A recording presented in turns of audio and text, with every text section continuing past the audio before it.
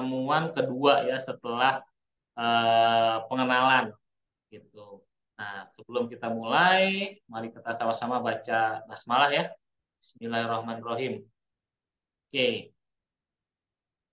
untuk memulai acara kali ini, mungkin ada beberapa dari teman-teman yang mau nanya kali, mau nanya dulu.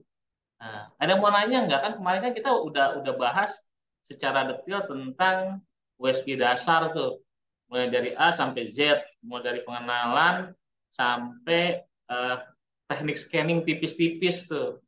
Nah, kira-kira ada yang mau ditanyain nggak? Gak apa-apa, tanya aja bebas. Yang mau nanya langsung aja open mic-nya. Ada? Kita ada berapa orang sih semuanya totalnya nih? Aju mau nanya Pak. Oke, boleh boleh, silakan Wisang. Wah, mantap. Pak saya lupa ya. Kalau misalkan di WK kan kalau nggak salah pakai satuannya frekuensi apa desibel Pak ya? Oke, apanya nih? Apanya? Untuk daya tembusnya Pak. Sama Daya semakin tembusnya. gede apa semakin kecil daya tembusnya itu Oh, oke angkanya oke. makin gede apa makin kecil Pak? Oke, sip, menarik nih, menarik. Oke. Nah, kalau dari untuk kekuatan gelombang ultrasoundnya itu pakainya desibel kekuatannya. Nah, tapi yang dimaksud Wisang mungkin untuk kekuatan penetrasinya ya. Nah, kita pakainya frekuensi yang berpengaruh. Nah, di mata kuliah kali ini itu kita akan bahas lagi yang seperti itu tuh. Apa hubungannya frekuensi, terus ada amplitudo, atau ada apa tuh panjang gelombang. Nah, itu kita bahas di sini ya. Kita mulai lagi. Nah, enaknya karena ini kita refreshing ya jatuhnya karena udah pernah, nah kita refresh lagi. Nah, kayaknya sih akan tambah ngerti dikit ya. I hope ya, mudah-mudahan kayak gitu. Oke, nah ini kita mulai langsung ke slide pertama. Biasanya ini saya agak narsis ya tetap ya. Mungkin kan kita udah lama nggak ketemu, lupa lagi tuh. Nah, ini saya ini jelasin dikit nih, saya tuh siapa gitu. Nah, jadi ini aktivitas saya, terus background saya itu seperti ini. Jadi saya dari D3 sampai D4 itu semua di sini di Potensi Jakarta 2. Nah, terus saya lanjut ke Strata 2. Wih, Nakama. Iya, benar, Nakama. Ya, nanti kita lanjut ya pembahasan bagaimana nanti ini si York itu yang udah dihandle sama Zoro ya, ntar ya belakang. Oke, mana tuh ya gara-gara nakama ini. Nah, lanjut saya bidang itu S2 Teknologi Biomedis. Nah, saya senang yang agak-agak aneh-aneh tuh ya menurut orang. Nah, tapi percayalah di balik keanehan atau keunikan sesuatu bidang, di situ tersimpan cuan yang nggak akan gede gitu. Oke, hobi saya ini ada traveling, saya senang banget traveling, saya senang banget musik. Musiknya juga mungkin yang nggak kebanyakan orang. Saya senang manga, ini One Piece ya yang paling saya senang. Saya senang game. Nah, jadi kalau teman-teman saat kuliah jangan main game. Setelah kuliah boleh kita mabar bareng, nggak apa-apa. Gitu. Dan saya senang marketing, saya senang jualan. Aktivitasnya kebanyakan tuh di bidang USG, kebanyakan. Gitu aja sebagai trainer iya, instruktur iya, sonografer freelance juga iya gitu. Eh, on cam dong. Ah, gitu. Ziko, thank you Ziko. Oke. Welcome, Sir. Ya, oke mantap nih. Nah, ini juga saya sonografer freelance itu di berbagai tempat sih. Namanya freelance ya. Freelance kan bebas mau di mana aja. Nah, itu ada tempat-tempat yang udah pernah saya ulek tuh USG-nya. Nah, nah, berbicara tentang sonografer ya, nanti kita akan bahas sonografer itu kayak gimana. Nah, sebelum kita berlanjut lebih jauh, nah ini adalah capaian pembelajaran yang akan kita sama-sama capai nih hari ini gitu. Nah, jadi diharapkan teman-teman itu mampu menjelaskan konsep fisika dasar nih dan bagaimana pemanfaatannya pada pemeriksaan USG. Nah, itu pertama. Nah, yang kedua, teman-teman tuh akan mampu menjelaskan proses pembentukan gambaran USG atau biasanya juga disebut sonogram ya. Waktu pembelajaran kali ini tuh 100 menit, fix 100 menit. gitu. Jadi ya siapkan cemilannya, snacknya, karena memang kalau pembelajaran by Zoom memang agak sedikit membosankan, tapi kita usahakan seinteraktif mungkin ya, biar teman-teman juga nggak bosan. Oke, boleh. Gitu. Nah, ini nanti akan ada beberapa metode. Di sini saya pakai metode ceramah dulu, tapi kita bisa selipkan untuk diskusi. Nah, saya mau memakai beberapa media pembelajaran. Salah satunya itu adalah nanti kita akan ada video-video singkat, terus kita akan pakai interaktif ya di slido.com. Jadi tolong persiapkan gadgetnya nanti untuk masuk ke link yang saya kasih. Nanti juga ada kuis ringan lah untuk sebagai pretest aja. Pakai quizzes.com gitu. Seperti biasa kalau ada yang mau nanya, coba langsung aja open mic aja nggak apa-apa, langsung ngomong, atau bisa tulis saya di kolom chat gitu kalau misalkan malu mau ngomong gitu, bebas. Oke, nah mungkin saya lupa ya udah pernah jelasin sonografer itu apa atau belum. Nah, tapi ini sonografer kayak Hi, gini my nih. name is Gina Coba nih, White. sebentar. Soundnya kedengeran nggak? Kedengeran, Pak? Oke, sip, kita lanjut ya. I'm a Nih, general sonografer. sonographer at Simak Nebraska ya. Medicine, and I've been here for 3.5 years. As a general sonographer at Nebraska Medicine, we perform a variety of exams from your typical routine abdomen, kidney ultrasounds. We do elastography ultrasound to check for liver stiffness. We do contrast enhanced ultrasound to check the enhancement patterns of lesions. We do biopsies, and we're highly involved in a patient's transplant journey with the workup and after they get the transplant. I love my job because I have a great team. My team will bend over backwards to help lend a hand. We are continually praised and recognized for our work, as a team, but even our managers, our supervisors. So the skills to work at Nebraska Medicine, you have to be driven and efficient, be willing to work in a fast-paced environment, be willing to learn new pathology, be a team player, and also be willing to teach our new students because they'll become sonographers someday too. Nah, itu sonografer dari Nebraska tuh ya. Gimana menurut teman-teman? Keren nggak? Halo? Halo? Halo? Gimana? Keren, Pak. Keren. Keren ya? Kenapa saya bilang keren? Karena kebanyakan orang tahunya itu yang bisa USG itu adalah kata Robi keren. Itu dokter doang ya. Nah, tapi sebagai seorang sonografer nanti teman-teman tuh bisa tuh kayak gitu tuh. Scanning pasien, terus lihat patologisnya sampai diagnosa walaupun bukan ekspertis ya. Bedakan antara diagnosa sonopattern dengan ekspertis. Nah, itu dari luar negeri nih. Satu lagi videonya. Nah, ini lokal nih, produk lokal. Nah, ini produk lokalnya. Simak aja. Halo guys, ini gue sekarang baru sampai salah satu tempat praktek gue ya. Nah, jadi hari ini gue mau kasih tahu ke teman-teman semua apa sih sonografer itu. Oke ya, kita langsung aja ke tempatnya. Dan tunggu dulu sebentar. Oke, sampai jumpa nanti. Oke, kita udah ada di dalam salah satu pusat perbelanjaan di Jakarta Selatan. Nah, itu tempat klinik di mana saya praktek. Kita lihat.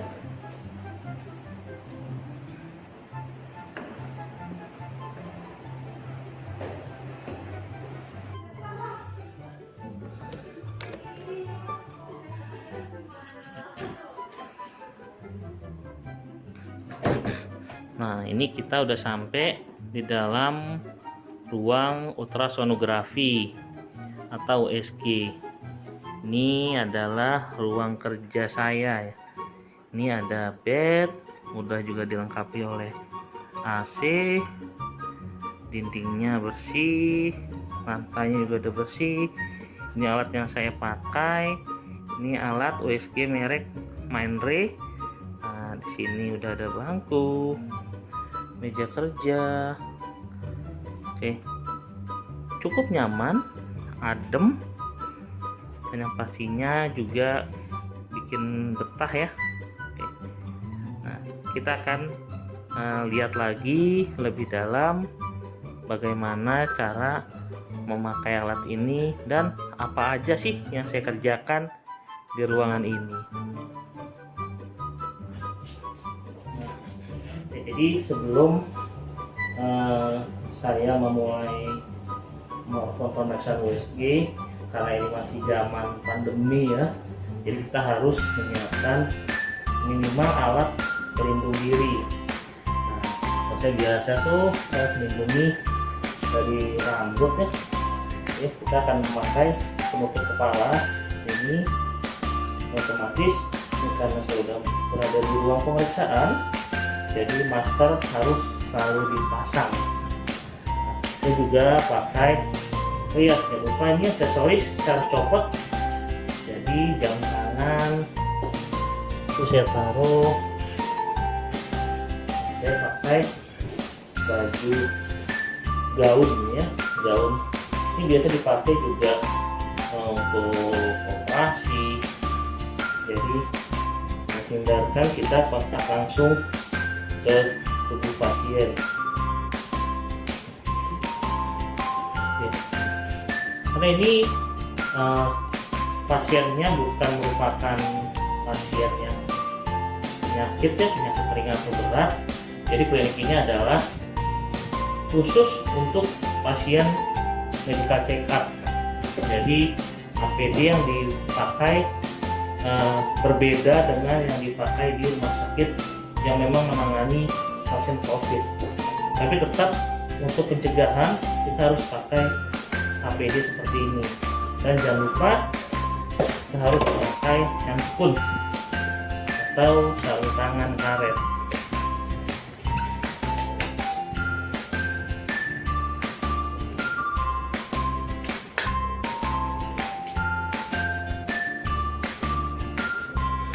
Oke, ini persiapan kita sudah selesai, APD kita sudah kita pakai. Nah, kita lanjut ke persiapan alat dan bahan. Nah, kita akan menyalakan alat USG. Nah, alat USG yang saya pakai ini adalah merek Mindray ya. Mindray, saya agak lupa ini tipenya.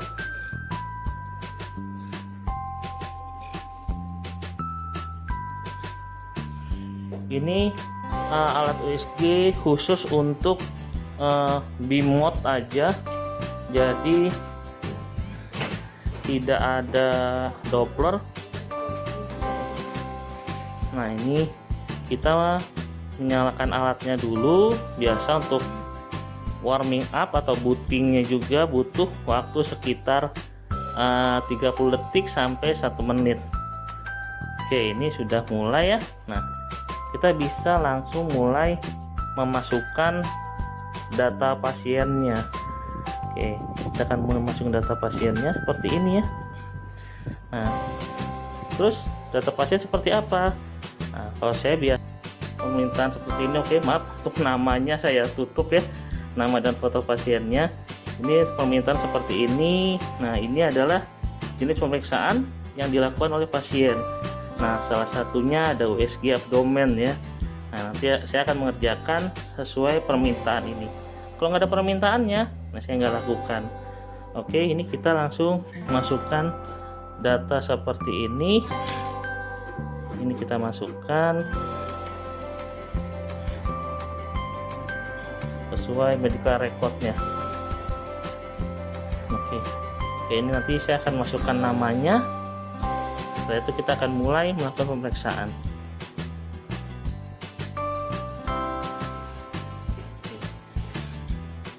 Nah, jadi sambil menunggu pasien berikutnya, nah, saya bisa mengerjakan yang lain, misalkan mengirim hasilnya ke radiolog.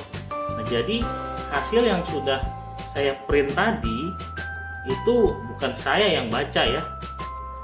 Jadi saya ada tim namanya dokter spesialis radiologi, atau juga biasa dikenal oleh dunia medis ya, itu adalah dengan nama radiolog. Jadi apa sih sonografer? Sonografer itu adalah tenaga medis atau paramedis yang melakukan pemeriksaan USG. Nah, basicnya adalah profesi radiografer. Jadi sebenarnya untuk profesi yang disebut sonografer secara hukum itu belum ada, tapi kami adalah sebenarnya radiografer dengan kemampuan USG. Radiografer kompetensi pendidikannya itu adalah levelnya D3, sedangkan untuk mencapai kompetensi sonografer atau radiografer USG harus kuliah diploma 4 dengan peminatan ultrasonografi. Nah, jadi kalau di lapangan di rumah sakit atau di pelayanan kesehatan kami biasa disebut sonografer. Tugasnya adalah melakukan pemeriksaan USG, menghasilkan citra atau gambaran USG atau sonogram, sedangkan hasil klinisnya dibaca oleh radiolog. Jadi gambaran yang ini nanti akan saya kirim nih ke radiolog. Nah, nanti saya akan tulis resumenya tuh ke radiolog. Jadi saya akan ceritakan kondisi pasiennya, terus apa yang saya temukan. Nanti radiolog itu yang akan mengekspertise namanya, jadi menuliskan hasil pengamatan dari radiolog tersebut. Seperti itu teman-teman. Nah, terus kira-kira berapa lama sih saya melakukan pemeriksaan USG ini? Karena hampir semua pasien di klinik ini adalah untuk medical check up, kebanyakan mereka kondisinya sehat. Tapi terkadang juga ditemukan beberapa kelainan yang kadang ditemukan saat memeriksa medical check up seperti ini nggak terlalu berat nih. Yang sering itu adalah contoh fatty liver, ada batu empedu, batu ginjal, terus mungkin ada kista, miom, dan sebagainya. Kalau misalkan pasien yang sehat biasanya sih saya perlu waktu antara 3 sampai 7 menit per pasien, tergantung dari tingkat kesulitan pasiennya itu. Kalau pasiennya agak gemuk, mungkin perlu effort lebih lama nih, karena kita perlu harus agak tekan lagi untuk menghasilkan citra gambaran yang bagus. Oke, nah ini adalah pekerjaan kami sebagai sonografer. Sonografer mungkin di dunia radiografer ataupun dunia kedokteran masih belum banyak dikenal, karena rata-rata yang mengerjakan pemeriksaan USG itu adalah dokter spesialis, bisa dari spesialis radiologi, spesialis kandungan, atau spesialis penyakit dalam, rehab medik, spesialis mata pun memakai USG khusus untuk mata, atau dokter spesialis jantung. Oke, mudah-mudahan dengan video saya yang singkat ini saya juga bisa menjelaskan tentang apa itu sonografer dan apa saja pekerjaannya. Oke, sampai jumpa lagi. Assalamualaikum warahmatullahi wabarakatuh. Halo guys. Nah, itu tadi adalah beberapa penjelasan tentang sonografer itu apa. Nah, sekarang kita waktunya interaktif ya. Oke. Jadi tolong teman-teman join ke slido.com atau bisa ini nih, bisa foto QR. Foto QR nanti tinggal langsung di situ kira-kira nih untuk menjadi seorang sonografer itu tuh harus punya skill apa sih? Oke, yuk kita kasih pendapatnya masing-masing. Silakan ketik aja nggak apa-apa. Nanti nggak akan muncul dari siapa kok. Bisa ya? Halo? Scan QR berarti ya, Pak ya? Scan QR aja langsung. Atau kalau misalnya scan QR nggak bisa, langsung ke slido.com, slido.com yang di bawah itu, nanti masukin angkanya tuh, 1089320. Ayo, silakan, silakan. Oke. Kita ada waktu. Bisa, Pak, di scan-nya. Nah, oke, langsung ketik sebanyak-banyaknya. Kira-kira kalau kerjaannya kayak gitu, harus bisa apa sih? Punya skill apa sih sonografer? Oke, silakan. Ayo.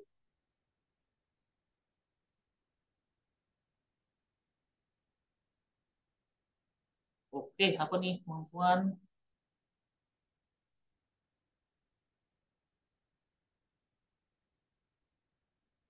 Pelajaran anatomi, oke, boleh. Apalagi kemampuan dalam bahasa, oke. Apalagi banyak ya sebenarnya, banyak banget tuh. Gitu. Aplikasi USG, boleh, boleh. Apalagi ayo, satu orang boleh ngetik banyak gitu.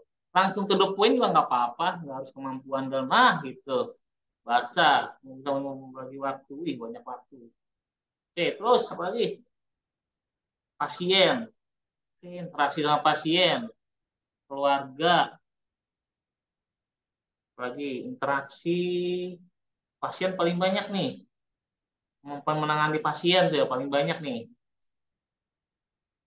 Apalagi nggak apa-apa ya, eh, belajar untuk berpendapat gitu. Apapun pendapatnya itu bagus ya. Cara bicara, sip, kemampuan tangan. Apa tuh maksud itu? Kemampuan tangan itu.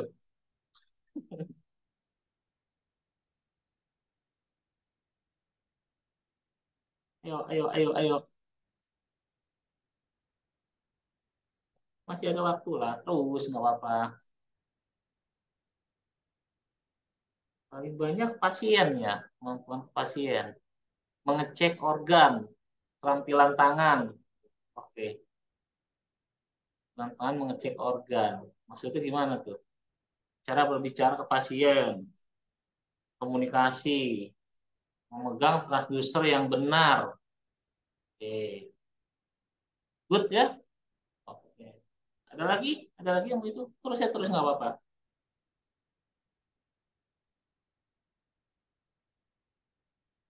Oke, masih mengetahui membagi anatomi, komunikasi, komunikasi, komunikasi ya, komunikasi ya harus harus banyak ya.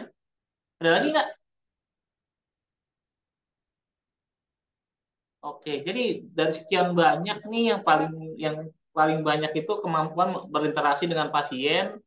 Yang kedua itu kemampuan untuk berkomunikasi ya. Oke, good. Makasih ya. Udah aktif. Ini baru 6 orang nih tapi nih. Yang lain kemana ini tuh? Baru 6 orang yang aktif nih. Ada berapa orang sih? Kelihatan di sini. Itu ada sekian ya. Kita tuh ada 15-an ya. Ada 25 orang ya. 25 orang baru 6 nih gabung nih. Yang lain masih malu-malu ya. Nah, jadi eh, ciri-ciri pembelajaran orang dewasa itu tuh sebenarnya kita tuh equal gitu. Jadi nggak ada yang ngajarin atau yang diajar sebenarnya. Saya itu posisikan tuh sebagai ke fasilitator sih. Nah, jadi yang harus dengan adanya kurikulum Merdeka dan Merdeka Belajar MBKM ya. eh, Nah, itu teman-teman sebagai mahasiswa itu justru yang harus aktif sebenarnya. Manfaatin dosen itu sebagai fasilitator, manfaatin aja. Jadi tanya yang banyak, kalian harus bisa berpendapat, kayak gitu. Oke, nggak apa-apa. Ini udah bagus ya, udah banyak itunya inputnya. Oke. Nah, ini jadi saya recap nih. Ini sebenarnya sih yang jadi dari yang tadi teman-teman sampaikan. Ini sih saya recap yang empat empat kemampuan utama sih gitu. Yang pertama anatomi ya tadi ada ya, jawab anatomi. Sebenarnya yang bahasa juga masuk di sini. terus secara eh, nggak eksplisit gitu. Jadi masih tersirat bahasa di sini. Nah, anatomi seksional itu wajib tuh ya. Jadi kalau misalkan kenapa anatomi seksional? Ya karena nggak cukup anatomi fisiologi yang standar aja tuh. Harus benar-benar yang potongan-potongan. Nah, terus yang kedua lebih ke di modalitas USG-nya. Di situ tuh ada instrumentasi, ada fisikanya. Nah, yang ketiga tuh teknik pemindaian tuh yang tadi tuh tangan ya, kemampuan tangan ngecek organ maksud ini ya. Jadi jangan mikir lain-lain. Dan pemindaian scanning USG. Jadi cara ngulek kalau saya bilangnya. Nah, yang keempat, nah ini nih, ini yang menurut saya radiografer itu alergi nih di sini nih, patologi gitu. Patologi tuh nggak tahu kenapa radiografer tuh alergi banget tuh. Begitu udah sebut patologi penyakit dia langsung mundur teratur. Wah, itu urusan dokter. Tapi di bidang USG justru itu wajib. Nah, jadi kita nggak bisa mengerjakan pemeriksaan USG kalau nggak ngerti patologisnya. Tapi bukan ekspertis, lebih ke analisa sonopattern, jadi pola gambarannya. Nah, untuk pertemuan berikutnya itu akan diajarin lagi bagaimana menganalisa sonopattern yang baik dan benar. Oh, ini, bentar. Ini goyang. Apa ini begini ya? Eh, selanjutnya polling lagi ya. Kita polling lagi. Nah, hari ini banyak polling lah. Oke, yuk. Dari tadi tuh sonografernya kayak gitu profesinya. Nah, terus kemampuan itu kayak tadi. Kira-kira nih merangsang aja nih. Pantasnya berapa sih take home pay-nya? Sama kayak tadi tuh. Join kalau misalkan QR-nya nggak bisa, ke slido.com aja.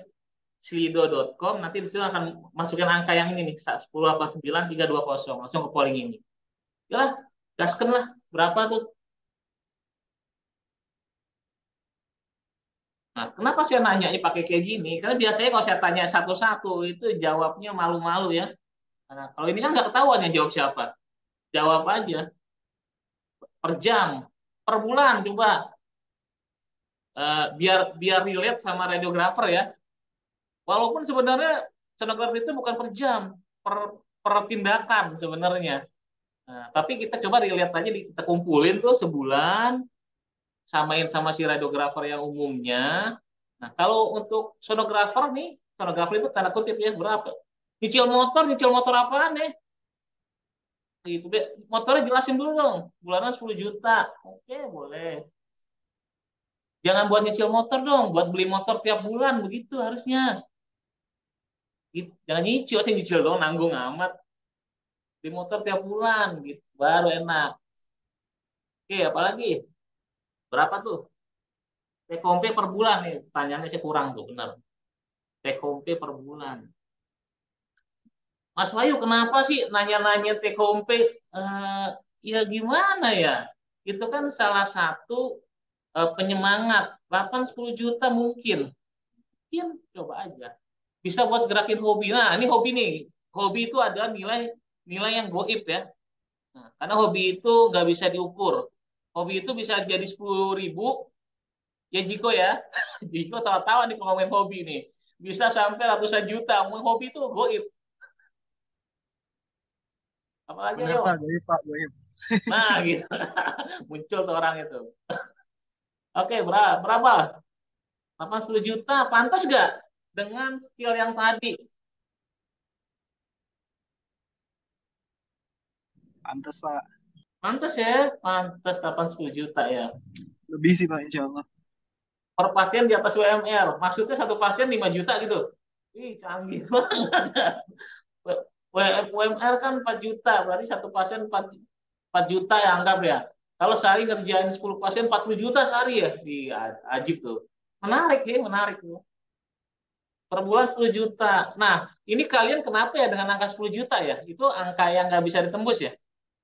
10 juta apakah itu thresholdnya? Kalau di atas 10 juta tuh kayak udah nggak ada angka lagi gitu. 10 juta udah mentok gitu.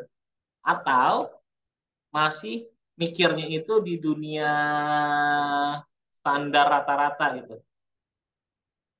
Clue-nya nih, clue-nya. Biasanya sonografer itu ada gaji dan ada juga per pasien, jasa per pasien. Per pasien itu bisa mulai ada yang 30.000 per pasien, ada yang 50.000 per pasien, ada yang 200.000 per pasien.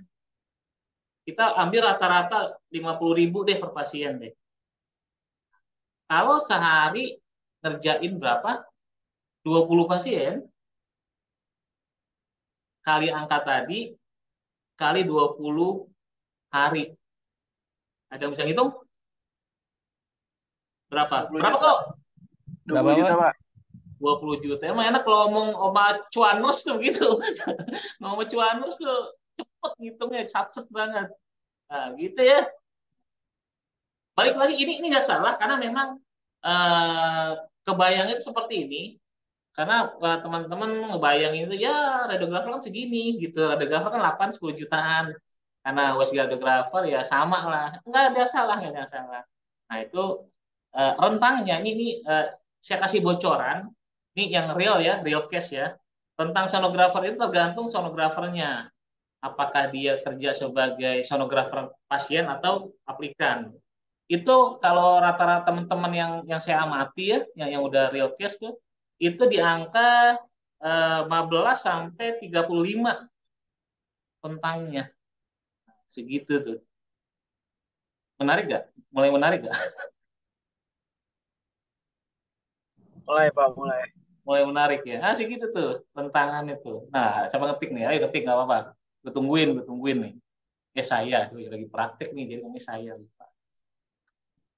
Oke. Berapa coba? Setelah saya ngasih data tadi, coba ada yang berani nulis nggak? 35 juta. Kan muncul angkanya tuh. Bisa nggak? Bisa. Tuh. Nah, oke.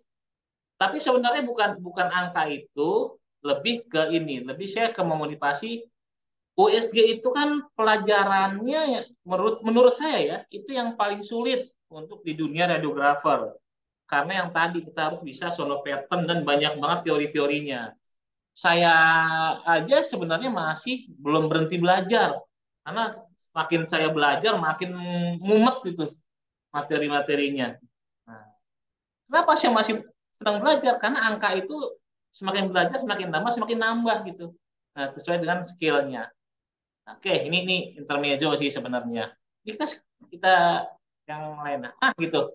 Nah, itu tadi tuh lebih ke sonografer itu apa, eh, kira-kira gajinya tuh akan kayak berapa sih, atau komisinya, atau apapunnya lah, take home-nya, supaya saat kita belajar dengan sesuatu yang rumit, itu kita udah punya bayangan tuh, oh ini bakalan enak nih. Nah gitu. Jangan sampai begitu kita nggak ngerti backgroundnya, begitu dikasih materi yang mumat itu udah langsung, aduh susah banget nih, nyerah deh. Nah, gitu. Nah itu salah satu motivasi belajar saya sih dulu kayak gitu. Nah teman-teman boleh contoh atau boleh juga nggak apa-apa.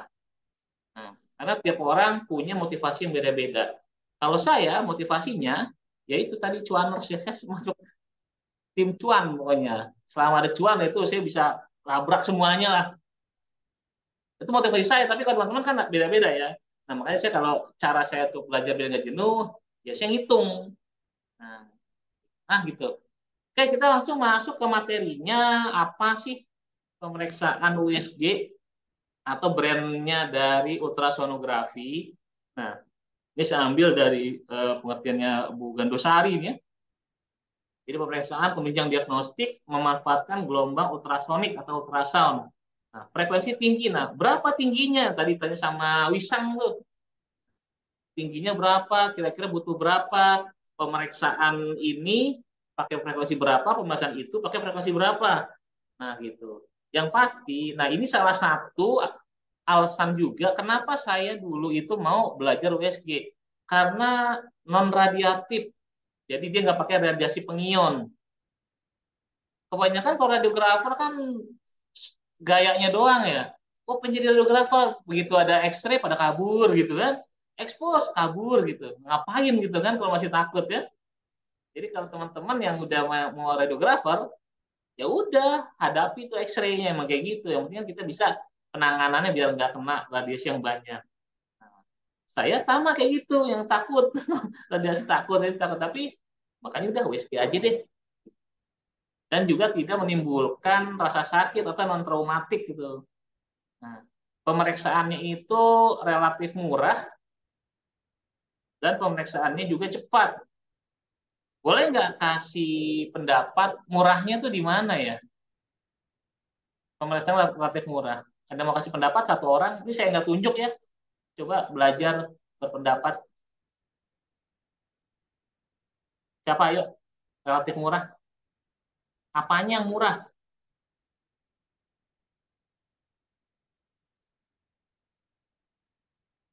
Mau ditunjuk. Hari ini coba hari ini. Kira-kira apa? Ngomong aja nih, nggak apa-apa, bebas. Apa ya? Murahnya di mana nih? Murahnya. Kasih pendapat lah. Di open mic dulu. Nih, Mungkin dari alatnya, Mas. alatnya murah ya? Iya. Oke, boleh. Saya kasih clue ya. Alat USG itu rentangannya memang ada yang paling murah, mungkin di angka 30 juta. Ada juga yang di angka 8M. Nah, gitu. Nah, iya. Jadi sebenarnya itu benar juga. Jadi ada alat yang murah, tapi sebenarnya itu bukan ngarah ke situ sih relatif murahnya. Nice try ya, nice try. Satu lagi deh, satu lagi siapa? Yang belum ngomong deh. Adelia, apa Del? Kira-kira Del? Del? Mana sih Adel? Wisang, Iya, ya Pak. Wisang. Del, coba Del, gimana Del? Apanya murah ya Del?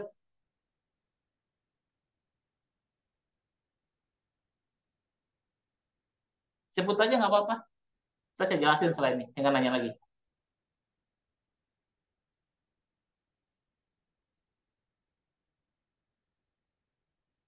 Ya Wisang coba. Tadi kamu udah nyebut Wisang. Apa Sang?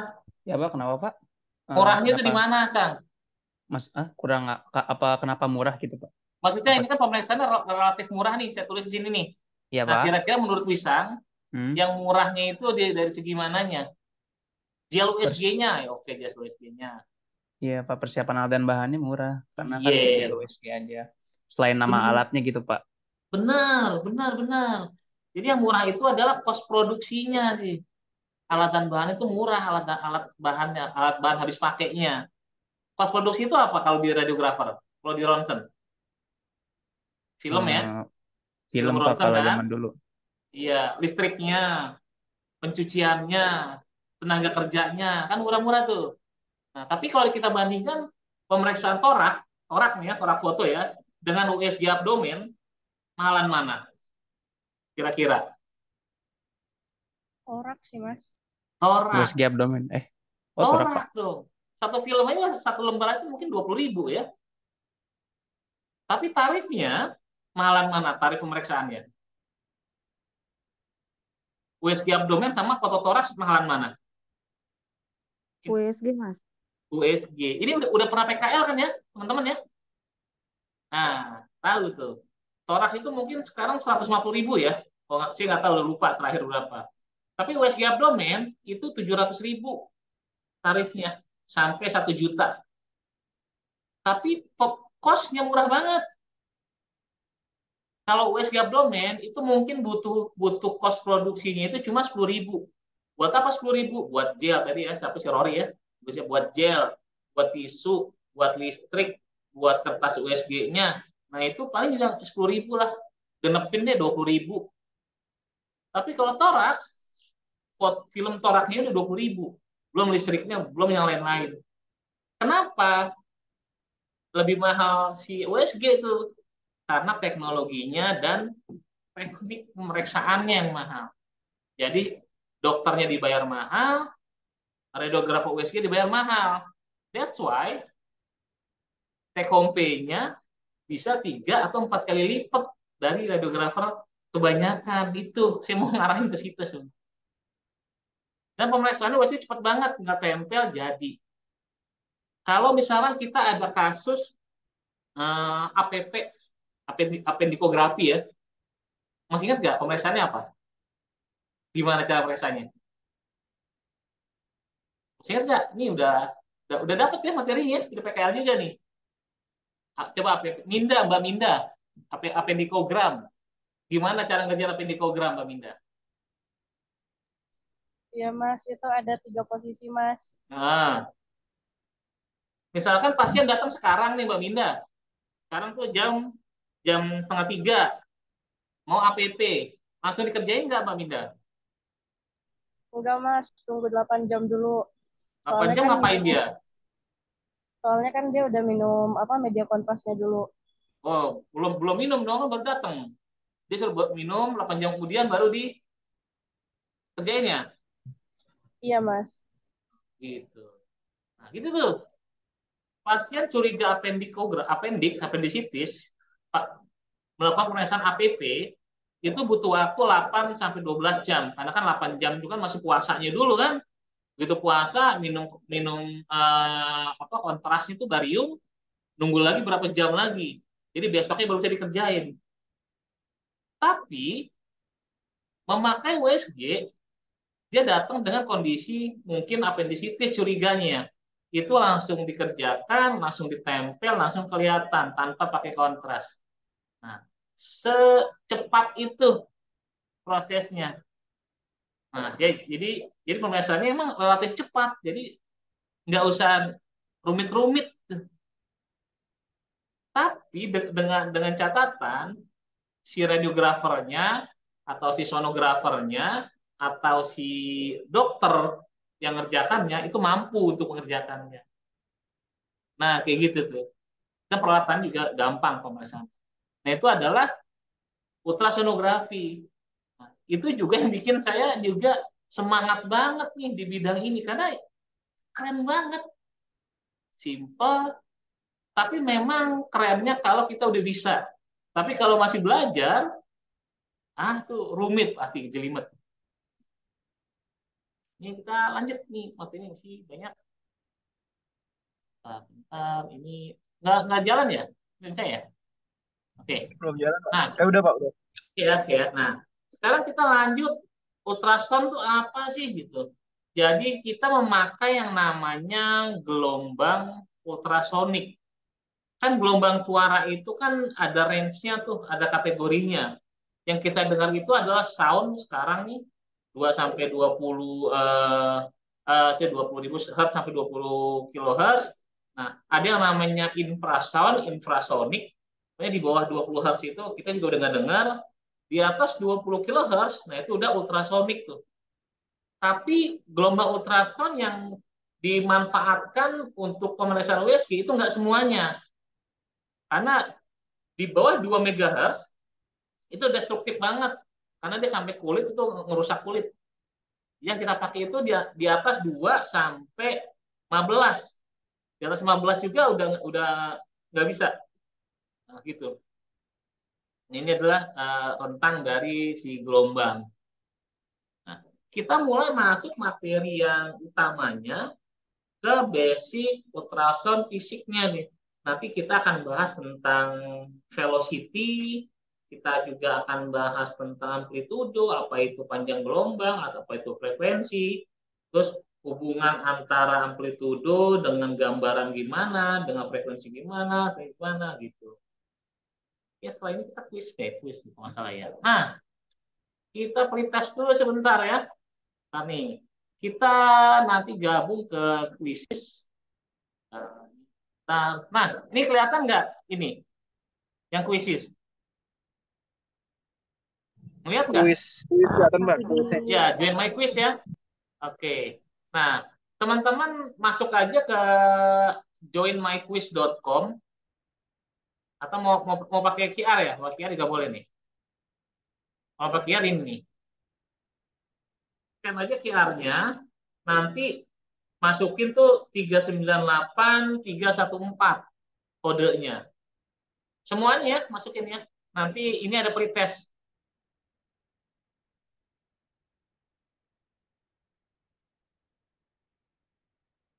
Oke. Atau kalau misalnya nggak bisa QR, ketik aja di browsernya tuh joinmyquiz.com.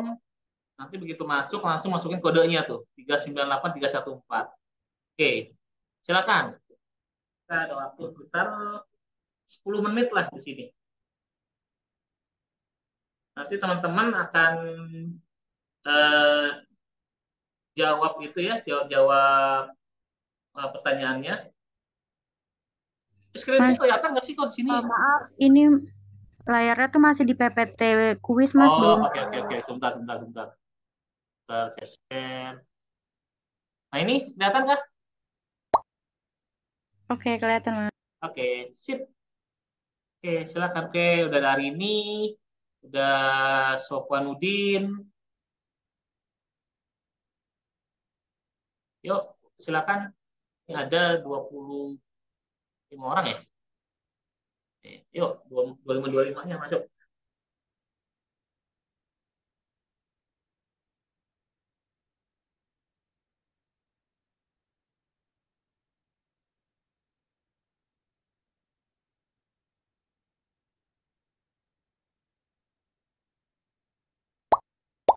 Oke, makasih Mbak Minda. Adel udah masuk. Oke, siapa lagi? Silakan.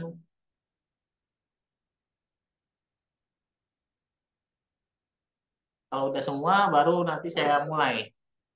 Nanti tuh akan ada 10 pertanyaan sih, nggak salah. Nanti tinggal klik aja. Yuk, yang lainnya.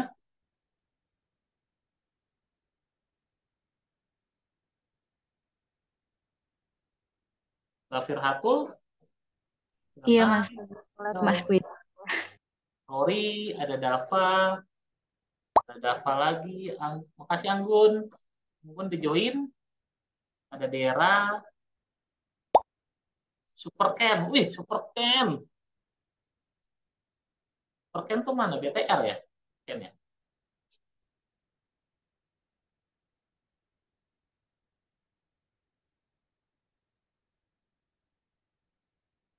Arfianti, April,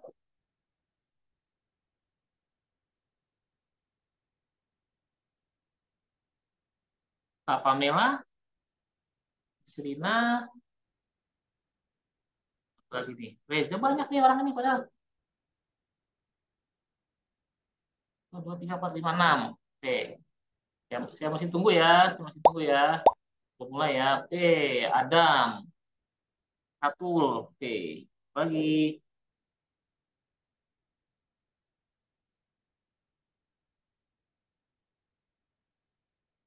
2, 2, 3, 4, 5, 7. Oke. Baru 7 orang nih. Oke. Maharani. Makasih. Era.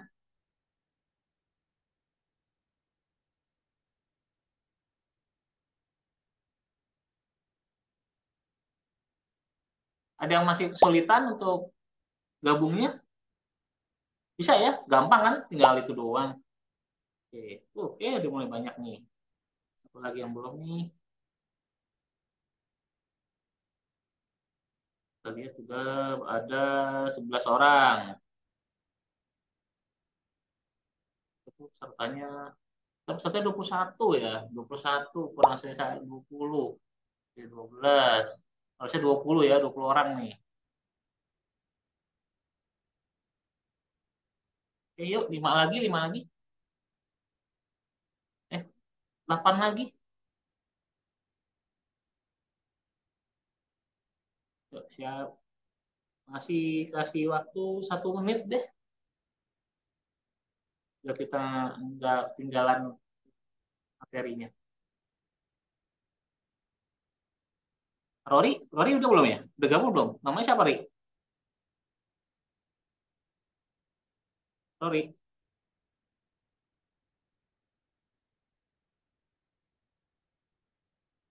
Eh, ada yang masalah kah? Oke, oh sudah Rory. Oke, thank you Rory. Oke, siapa yang belum nih? Soalnya namanya nggak nggak nama asli nih. Oke, oke, kita mulai aja ya. Oke, yuk, silakan dijawab sejujur-jujurnya aja. Kalau nggak tahu nebak aja nggak apa. harapan saya sih benar semua sih, karena ini harusnya gampang nih. Yuk, kita mulai ya.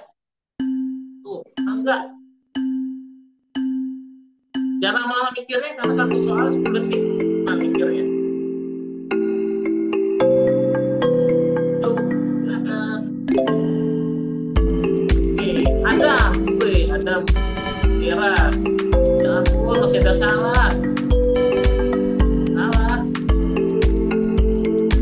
Oke, Adam, Kira. Oke, Adam. Kongres, Adam. Ada bikin nih.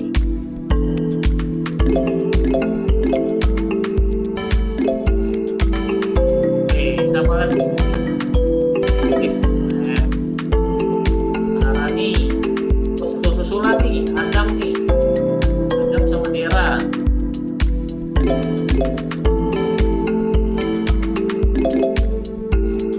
Oh, Adam siapa sih ini? Adam perfect nih. Ada 5.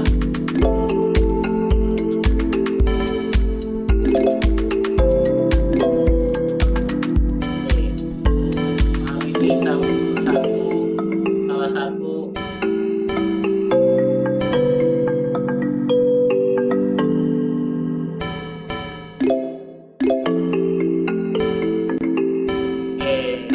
Statistiknya ada pertama, kedua Dera, ketiga Arini, keempat Adelia, lima Maharani. Yuk, kita bisa yuk. Ini bisik. Oh ya bisik. Wih, alhamdulillah satu bisik.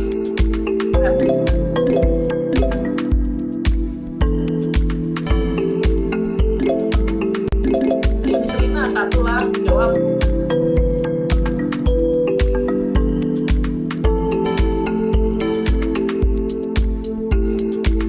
Ada masih puncaknya ada nih.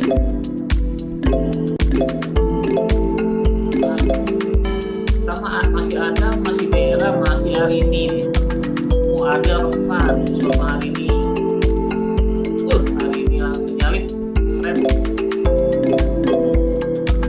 Tuh, ada Selina akhirnya ya. 1 poin. Jadi poin benar dan waktu cepat itu dihitung. Oke, wih, keren salip-salipan nih.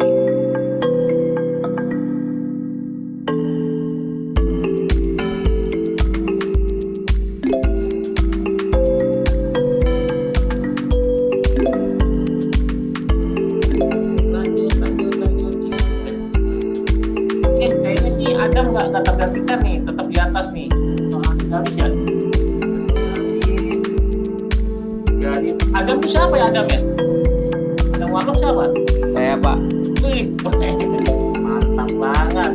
Ini masih ada yang coba nyalin. Oke, di Selina, ayo di Selina.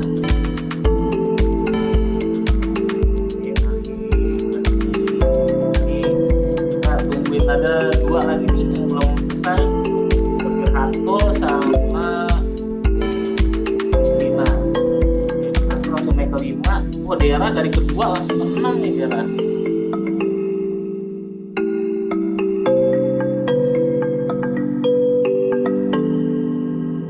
Oke, sip. Habis ya? Masih.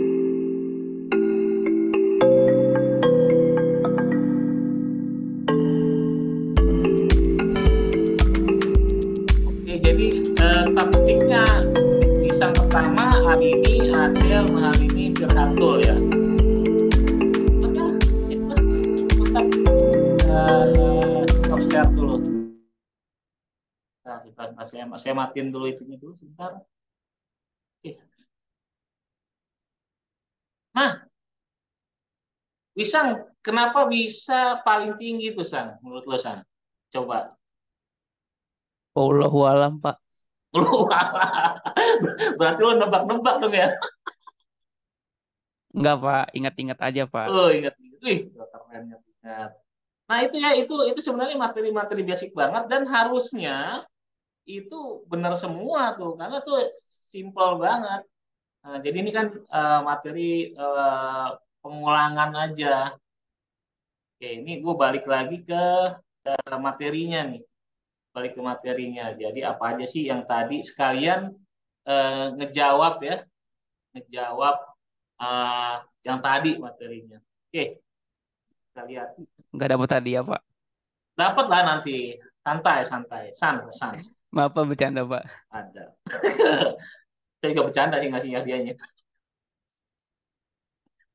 Oke, kita masuk materinya. Nah, jadi kenapa sih saya kasih pretest gitu? Biar teman-teman mulai refresh lagi tuh. Oh, yang akan dibahas tuh yang itu tadi tuh, yang soal-soal tadi kita akan bahas ini.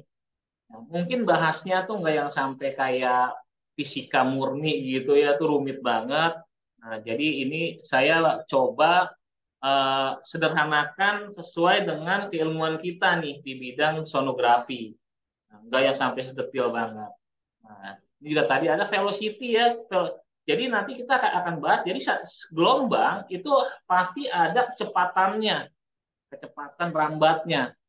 Nah, jadi kecepatan suara melewati medium dalam satuan centimeter per second. Jawabannya velocity itu harusnya sih benar ya. Nah, untuk kecepatan rambat gelombang ultrasound itu dipengaruhi oleh medianya. Kalau melewati udara atau melewati cairan, kecepatannya akan menurun drastis, akan lebih lambat kecepatannya. Lalu kalau melewati organ-organ yang solid, tisu atau tulang, kecepatan itu akan sangat cepat. Tapi kalau bisa dirata-ratakan, ini 1540 meter per second kalau dirata-ratakan. Pertanyaannya, mungkin nggak kecepatan gelombang ultrasound itu stabil di sini? Mungkin nggak? Mungkin atau enggak? Ada mau coba jawab? Jawabannya enggak, tapi saya lupa alasannya, Mas. Oke, nggak mungkin ya, Ferratu. Makasih, Ferratu. Atau jawabannya nggak mungkin. Ada yang mau jawab nggak? Atau ini, kenapa nggak mungkinnya? Kira-kira.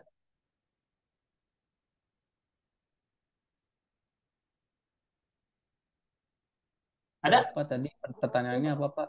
Mas. Ini, mungkin nggak kecepatannya tuh di tubuh stabil seperti ini, 1540 meter per second? Kan jawabannya tadi benar ya, Ferratu ya? Nggak mungkin ya. Oh, jawab alasannya, Bu. Karena Karena kan cepat rambat gelombang ultrasound itu kan dipengaruhi sama medianya ya, Mas ya. Nah, kalau soft tissue itu kan bisa. Nah, kalau medianya berupa cairan itu kan dia malah jadi melambat gitu, Mas. Iya benar. Ini kan udah ada sebelum itu ya. Jadi ditentukan oleh medianya. Dan di tubuh kan ada semua ini ya. Kan tubuh itu kan nggak cuma tisu doang. Ada gasnya, ada cairannya, ada solidnya, benar ya? Nah, makanya nggak akan kejadian tuh speednya segini terus, pasti berubah-ubah. Oleh karena itu nanti akan menyebabkan yang namanya noise atau artefak. Nah, kita akan bahas tuh. Jadi kenapa salah satunya USG itu susah? Karena banyaknya artefak yang tidak bisa kita kontrol. Itu. Mau gambarnya begitu kita tempel, ini gambar apaan Mas, kok burem nih? Ini kok gitu tuh, banyak banget artefaknya. Jadi kita akan belajar bagaimana mengendalikan artefak. Ada artefak yang bisa kita hilangkan, tapi ada juga artefak yang nggak bisa dihilangkan, tapi kita bisa pakai. Kita bisa pakai untuk membantu diagnosa kita. Nah, ini velocity. Sedikit aja lah, nggak usah banyak-banyak velocity-nya. Nah, yang kedua, komponen dari gelombang itu adalah frekuensi. Jumlah cycle per detik. Jumlah gelombang per detik itu frekuensi kan. Nah, unitnya itu pakai hertz, tapi yang kita pakai di ultrasonografi itu yang megahertz. Jadi 1 juta hertz. Frekuensinya 2 sampai 20. Jadi sebenarnya sih 2,5 sampai 15 sih. Udah banyak frekuensinya. Makin tinggi frekuensinya, gelombangnya itu akan menjadi sangat rapat. Nah, kayak gini nih. Jadi rapat nih makin tinggi nih. Kalau makin rendah, itu makin jarang. Terus kalau kita pakai frekuensi yang tinggi, penetrasinya itu jadi lebih dangkal karena rapet-rapet nih, terlalu padat gelombangnya. Jadi nggak bisa sampai dalam karena semakin tinggi frekuensi, atenuasinya pun akan semakin besar. Jadi kasarnya kalau misalkan kita pakai frekuensi yang 7 MHz atau 7 MHz ya yang high frekuensi itu paling cuma sampai 3 cm atau 4 cm daya jelajahnya. Tapi kalau kita pakai frekuensi yang setengahnya, misalnya 3,5 MHz, itu bisa 2 kali lipatnya tuh, bisa sampai 7, bisa sampai 15 cm.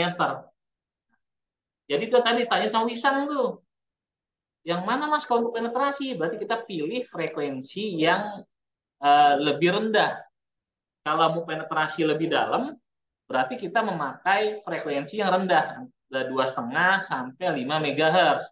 Tapi kalau kita mau milih resolusi, kita pakai yang frekuensi tinggi. Kenapa? Karena dia gelombang lebih rapat. Ibaratnya kalau pixel ya, dia lebih rapat-rapat pixelnya nih. Jadi resolusi pun akan jadi lebih tinggi. Tapi memang penetrasi gelombang ultrasoundnya itu jadi lebih pendek.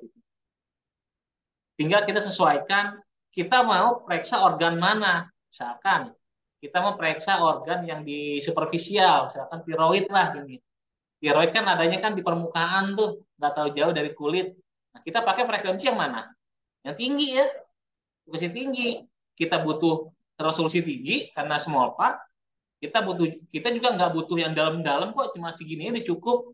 Nah itu kita pakai frekuensi yang tinggi. Jangan kita pakai frekuensi yang rendah. Jangkauannya terlalu dalam. Kalau kita pakai cuma segini doang, depan doang. Dan karena frekuensi rendah, resolusinya pun akan juga lebih rendah. Kadang kan ada yang gini ya, yang maksain ya saya bilang. Makanya kemampuan untuk instrumentasi itu perlu banget. Mas, di tempat saya nggak ada transducer yang high frekuensi atau yang linear. Boleh dong saya pakai transducernya convex untuk periksa mami misalkan atau periksa tiroid kan bisa Mas pakai air waterbed gitu ya. Bisa organik kelihatan atau kita paksain depth-nya kita turunin banget sampai bisa. Cuma resolusinya nggak akan naik, pecah-pecah tampilannya.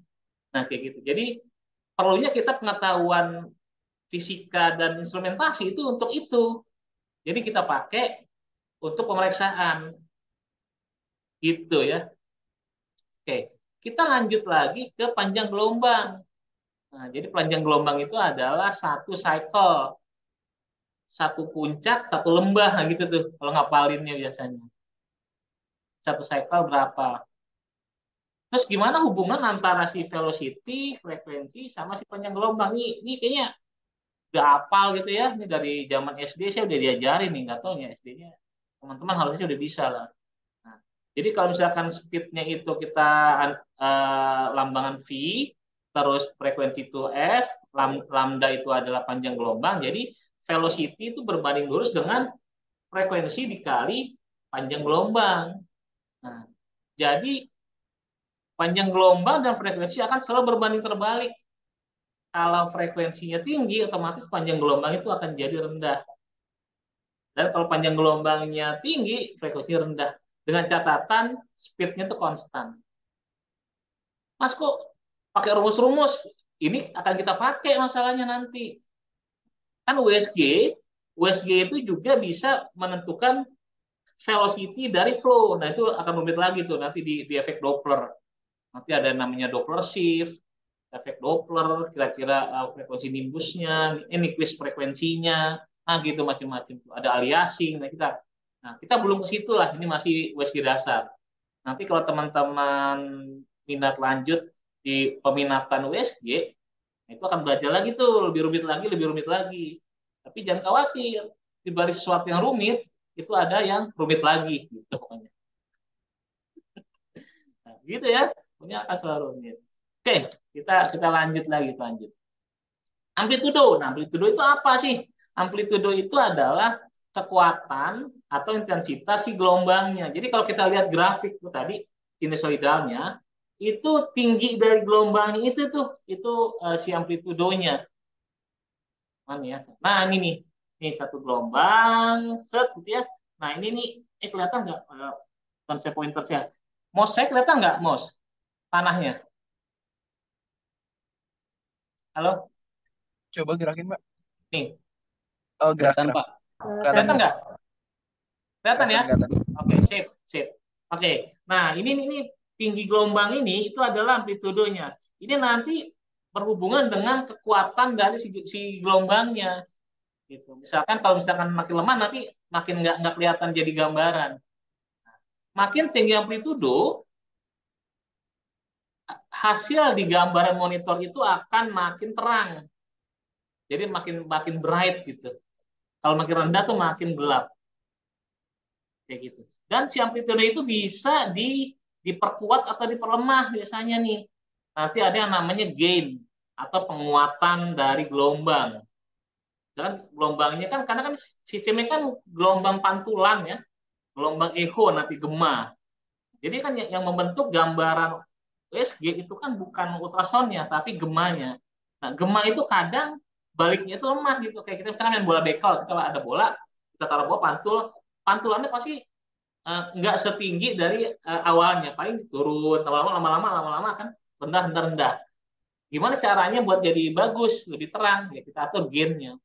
Nah, itu nanti di berikutnya ya ada pengaturan gain, terus pengaturan depth, pengaturan fokus. Nah itu untuk modalitas imagingnya atau instrumentasinya. Sekarang kita bahas basic-basicnya dulu aja. Nah, ini adalah sesuatu yang harus teman-teman pahami nih. Untuk apa? Supaya kita bisa menceritakan gimana sih terjadi gambaran sonogram atau gambar USG. Nah, ada yang namanya piezoelectric effect ya.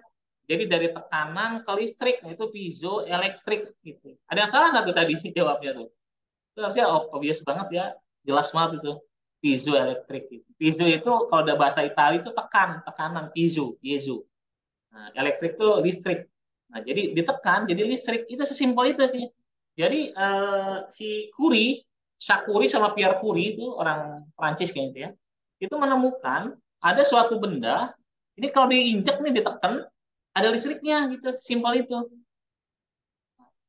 Terus tahun berikutnya itu saya lupa siapa namanya tuh ya. Nah, itu menemukan efek baliknya. Kalau benda itu dikasih listrik jadi bergetar. Nah, efek itulah yang dipakai untuk membentuk gelombang ultrasound. Jadi kristal kuarsanya itu kalau yang sekarang itu udah pakai namanya PET-CT ya, pelumbun zirconet titanat atau lead zirconet titanat. Nah, bahan ini dikasih listrik itu dia akan bergetar-getar, nah itu jadi gelombang. Gelombang balik ke situ lagi menjadikan listrik. Nah, kebalik-baliknya. Nih konsepnya kayak gini nih, piezoelectric. Jadi suatu benda itu kita kasihkan jadi listrik, nah dikasih listrik jadi tekanan. Nah, itu berlakunya tuh bolak-balik. Dari situ terjadilah yang namanya gelombang ultrasound. Ini bahannya mulai dari kuarsa, langasir, dan yang paling banyak ini yang PZT ini yang paling banyak sekarang dipakai. Yang lain itu teknologi yang lamanya. Kita nggak usah pusingin ini bahannya apa, udah itulah PZT lah. Nah, ini prinsip kerja piezoelektriknya itu, jadi induksi listrik itu dia berbanding lurus dengan konstanta piezoelektrik sama gaya yang dibutuhkan. Nah, makanya semakin besar gelombang baliknya, itu nanti tampilannya itu juga akan semakin bright tuh, makin gede hasilnya. Itu. Nah, terus bagaimana pembentukan gambaran USG-nya? Nah, jadi ini transducer nih ya, ini ada transducer satu waktu A, waktu B, waktu C, ini transducer yang sama nih. Nah, transducer itu bisa mengemisikan atau emitter ultrasound. Transducer kita sebut transducer atau probe. Emit itu berarti menghasilkan, mengeluarkan gitu ya. Ini mengeluarkan gelombang ultrasound, gelombang itu akan berpropagasi, merambat medianya. Saat bertemu media, ada 3 hal yang mungkin terjadi. Yang pertama, dia akan mentok di sini dan diserap pelemahan. Yang kedua, ada yang ditransmisikan, diteruskan, dan ada juga yang direfleksikan. Yang ketiga, mungkin bisa direfleksikan semuanya. Nah, yang menjadi gambaran di monitor itu adalah hasil dari pantulan ininya nih, refleksinya. Yang kita sebut apa? Echo atau gema. Oleh karena itu, tampilan di ultrasound atau USG itu istilah itu echo-echo gitu. Kalau ronsen kan ini densitasnya gimana nih gitu kan. Kontrasnya gimana. Nah, kalau USG enggak gitu. Ini gambarannya hyperechoic atau hypoechoic ya. Anechoic atau isoechoic. Nah, gitu. Jadi echo-echoic gitu tampilannya. Kalau hyperechoic berarti tinggi, bright, terang. Kalau hypoechoic itu berarti abu-abu, rendah. Kalau anechoic berarti nggak ada echo. Itu konsepnya. Dari berbagai organ, itu kan nyampur tuh. Ada yang hipo, hyper, anechoic. Itu akan jadi gambaran tuh. Untuk lebih simpelnya, lihat video aja lah. Nih, silakan. Simak. The heart of most ultrasound systems is a device called a transducer, which uses an array of piezoelectric crystals. A piezoelectric crystal vibrates when an electric signal is applied, producing high-frequency sound pressure waves, which we call ultrasound. More importantly, this type of crystal can also work in reverse. It can produce electrical signals when it detects high-frequency sound pressure waves. When a transducer directs ultrasound waves into the body, they pass right through the skin and into the internal anatomy. As the waves encounter tissues with different characteristics and densities, they produce echoes that reflect back to the piezoelectric crystal. This happens more than 1,000 times a second.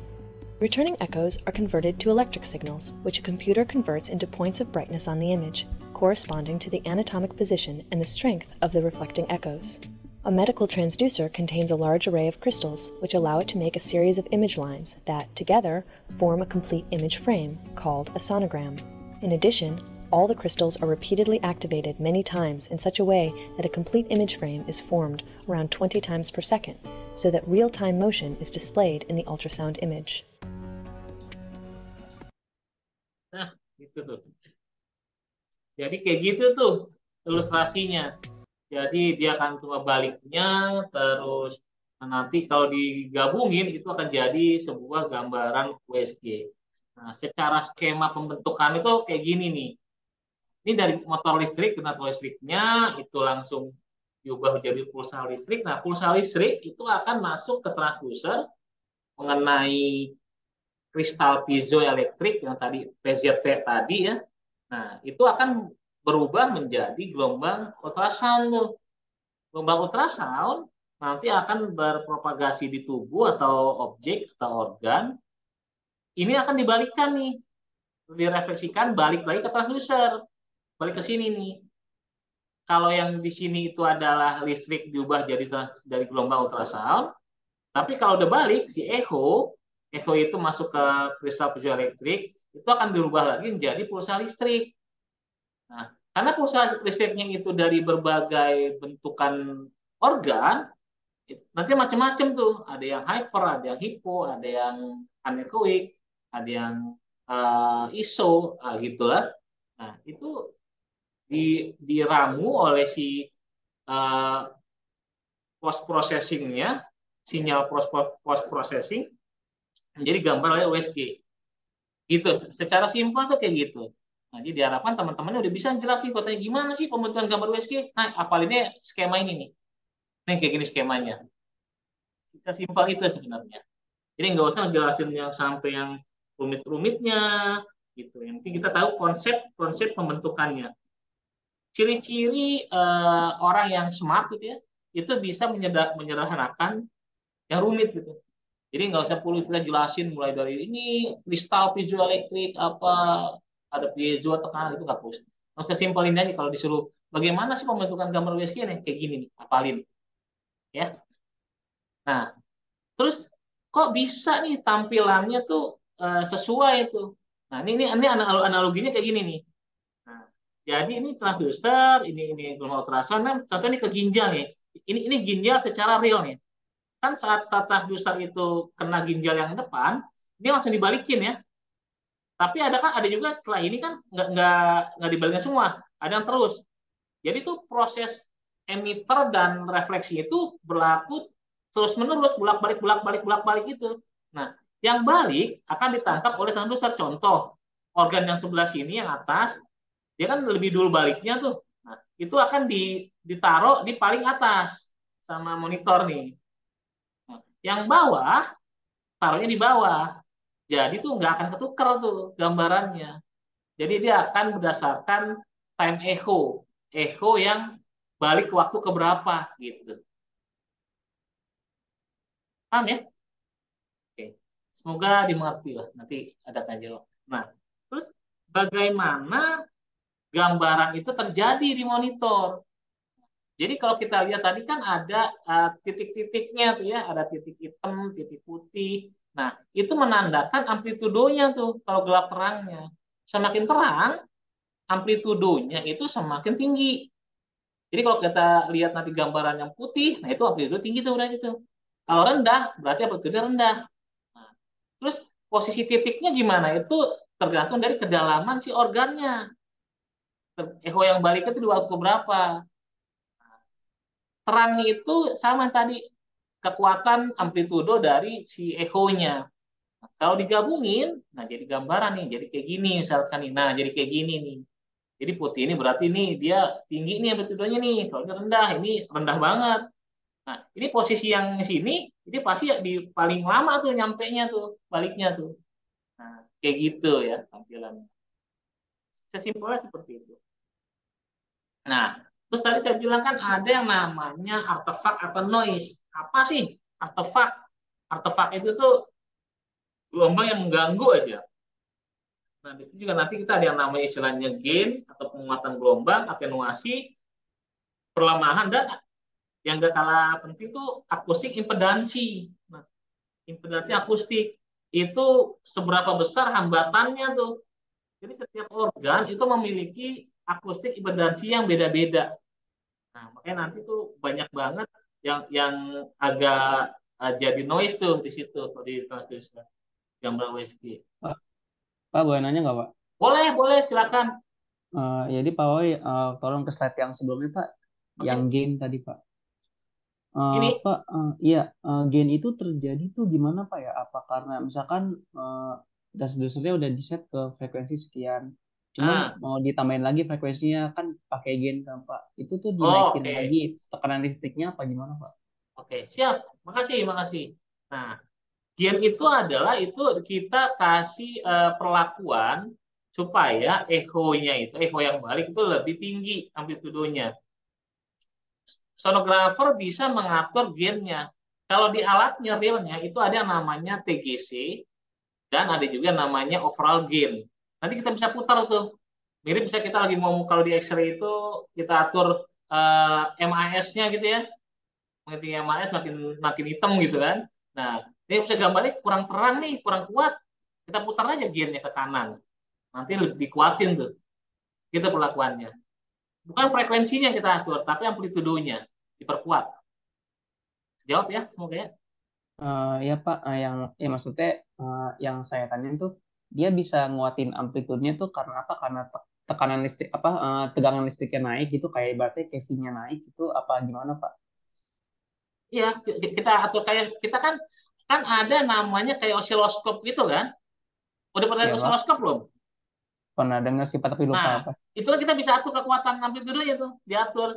Kita kasih perlakuan ke daya listriknya, nanti yang menyebabkan gelombang itu jadi naik kayak Oh, gitu. berarti daya listriknya yang dikuatin Iya, nanti iya, amplitudenya naik Pak ya? iya. Oh, Jadi kita oke. kita nggak ganggu itunya, nggak ganggu frekuensi itu nggak bisa ditekati. Pokoknya berarti amplitudo yang naik Pak ya kalau gain Pak. Amplitudonya yang naik benar. Oke Pak, makasih Pak. Ya, makasih ya. Oke, sip. Nah, terus nih yang saya tanyakan adalah kalau eh, syarat-syarat ini terpenuhi, itu nggak ada artefak tuh di gambaran USG-nya.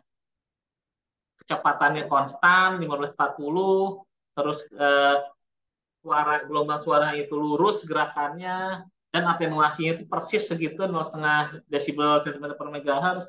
Ini kalau ini kejadian, tiga-tiga itu nggak ada artefak. Tapi ini nggak mungkin kejadian, karena kecepatan aja kan tergantung dari medianya. Terus lintasan juga sama tergantung dari medianya. Atenuasi juga tergantung dari medianya. Sedangkan di tubuh itu semua media ada. Padat ada, gas ada, cair ada. Karena berubah-ubah, yang pasti nanti kecepatan ultrasound berubah, mungkin juga nggak garis lurus karena dia bisa disudut-sudutin, dan juga atenuasi berubah-ubah, makanya itu akan jadi artefak. Artefaknya kayak gimana? Ya, kayak gini nih, ini ada artefak namanya acoustic shadow. Nah, jadi ini saat transducer itu melewati cairan, benda padat. Nah, ini semua dipantulkan nih, refleksi semua. Di belakangnya itu udah nggak ada echo lagi. Nah, ini namanya acoustic shadow. Kenapa shadow? Karena jadi ada gambaran bayangan.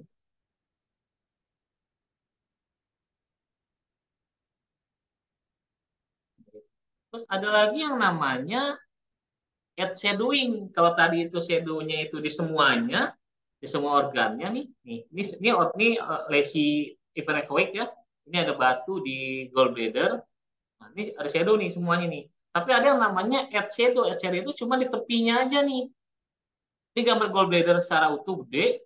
Nah, ini ada shadow nih. Nah, ini hati-hati nih. Kalau kita nggak ngerti, ini kita bisa sebut nih ada batu nih di empedu nih. Padahal bukan. Padahal ini adalah kenapa jadi ada shadow? Karena kan ini dinding gallbladder nih. Ini sebenarnya kan dia tipis, tapi karena dia pakai ngambilnya begini nih, ini kan jadi tebal tuh. Kebayang nggak? Kalau kita ngambil seperti ini kan tipis. Tapi kalau ngambil seperti ini tebal. Kayak misalkan telunjuk gitu, kalau kita potong begini ngambil dari atas kan tipis. Tapi kalau ngambil dari sini ini jadi tebal nih. Nah, karena tebal itu, jadi ada shadow-nya. Kayak gitu. Itu artefak ya. Terus gimana atasinya? Kita bisa ambil dari sudut yang lain. Dan dari sudut itu kita ambil yang lain lagi. Terus ada yang namanya enhancement. Enhancement itu adalah penguatan di belakang nih. Ini ciri-cirinya kalau transducer melewati cairan. Ini ada dua artefak, ada enhancement, ada comet tail atau reverberasi. Lanjutnya itu reverberasi atau comet tail ini ya, jadi kayak ekor komet gitu tampilannya. Nah, terus ada yang namanya mirror image, jadi tampilan cermin. Ini berlakunya itu di diafragma. Jadi kalau misalkan ada diafragma, kita harus expect nanti akan ada mirror image nih, tampilan cermin. Seperti itu. Dan masih banyak lagi lainnya untuk artefak. Pak, mau nanya Pak. Ya, boleh. Tadi mirror image bisa terjadi karena apa Pak? Karena kenapa diafragmanya? Nah, mirror image itu sesuatu yang spesial ya. Jadi enggak di semua tempat itu bisa terjadi mirror image. Terjadinya hanya di diafragma. Itu dari sifatnya diafragma tuh sebagai reflektor yang sangat kuat. Kan diafragma tebal banget tuh. Nah, jadi ini karena saking kuatnya, ini kan sebenarnya nih kalau kita lihat dari anatomi organ ini kan ambil di sebelah sini nih, ambilnya nih. Nah, kan di belakang liver ini kan liver dulu, di belakang liver itu ada organ apa? Apa San? Di belakang liver liver ada empedu ya Pak? Kan dong, belakang lagi. Ini organ toraks ini. Oh, belakangnya liver maksudnya atasnya gitu Pak? Belakang. Ini kalau kita depan itu ada ketemu liver, belakang lagi ke atas ada apa tuh? Ginjal. Bukan ginjal dong, di atas dong. Rusuk ya Torak. Pak? Rusuk ya Pak? Iya Bukan rusuk dong. Apa? Dalam torak ada apa? Paru-paru. Benar. Paru-paru, lang. Nah, paru-paru tampilannya kan udara ya, tampilannya ya. Kalau udara harusnya tuh nggak tampil kayak gini kalau udara. Tapi tampilnya itu kayak banyak noise-nya agak putih-putih nggak jelas gitu, kabut gitu. Tapi kalau kita perhatikan, ini ada tampilan sama seperti ini nih. Ini hiperechoic, ini hiperechoic, ini ada hemangioma nih. Ini hiperechoic. Nah, itu dia kayak cermin. Nah, ini normal nih paru-parunya kalau kayak gini. Nggak normalnya kenapa? Kalau misalkan di sini gambarnya hitam doang, gambar hitam aja gelap. Nah, itu berarti parunya nggak normal. Ada cairan di mana? Pleura atau pleura efusi pleura. Jadi USG itu kita bisa ngecek efusi pleura juga. Gitu. Jadi kita bisa memanfaatkan si noise untuk patologis. Kalau ada mirror image berarti normal. Kalau nggak ada mirror image berarti ada sesuatu tuh di paru-parunya. Gitu jadinya. Nah saya bilang noise bisa bisa mengganggu tapi bisa juga membantu.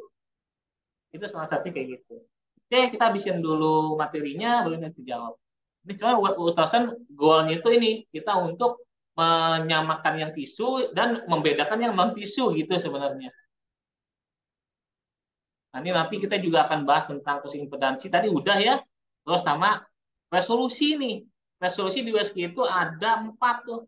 Ada aksial solusi, spasial solusi, kontras sama temporal. Akustik impedansi tadi udah ya. Ini saya skip aja. Nah, ini kejadiannya nih karena perbedaan dari akustik impedansi nih. Jadi ada yang dia berubah jadi shadow, ada yang tampilannya beda. Jadi dengan ada perbedaan akustik impedansi, itu gelombang ultrasound bisa direfleksikan atau bisa juga diserap. Ini contoh yang realnya kayak gini nih. Kenapa sih USG itu harus pakai transducer, harus pakai gel tuh? Nah, kadang kan kalau ini kok harus pakai gel, apakah buat licin doang atau buat apa nih? Kalau buat licin doang kan nggak harus pakai gel ya, pakai minyak gitu juga bisa ya. Ya goreng kan licin gitu ya. Tapi nggak bisa kalau minyak goreng. Nah, alasan itu karena ini nih refleksi tadi berkenaan juga dengan akustik impedansi. Jadi ini ada rumus kayak gini nih. Intensitas refleksi koefisien. Jadi refleksi yang di gelombang yang direfleksikan berbanding dengan gelombang yang terjadi nih.